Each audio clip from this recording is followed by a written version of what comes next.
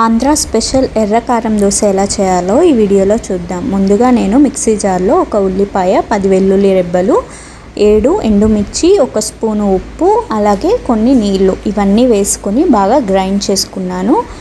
ఇప్పుడు ఈ ఎర్ర కారాన్ని పక్కన పెట్టేసుకుందాం. ఇది నైటే ప్రిపేర్ చేసి ఉంచిన దోశ బ్యాటర్. స్టవ్ మీద మనం పెనం పెట్టుకొని బాగా వేడొచ్చాక దోశని వేసేసుకోవాలి.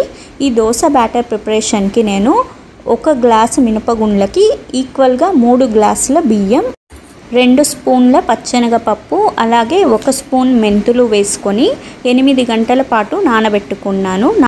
మనం మిక్సీ వేసుకునేటప్పుడు 1/2 గ్లాసు అటుకులు నానబెట్టినవి వేసుకొని కలిపి మిక్సీ పట్టుకుంటే దోశ అనేది చాలా క్రిస్పీగా వస్తుంది. ఇక్కడ నేను చూపించినట్లుగా మనం ముందుగా ప్రిపేర్ చేసిన ఎర్ర కారాన్ని స్ప్రెడ్ చేసేసుకోవాలి దోశ మీద. అలాగే నూనె కన్నా నెయ్యి చాలా హెల్తీ కాబట్టి నేను ఇక్కడ నెయ్యిని వాడుతున్నాను. ఈ నెయ్యి వేసుకున్న తర్వాత దోశని ఒక్క సైడ్ మాత్రమే మనం దోరగా కాల్చుకోవాలి.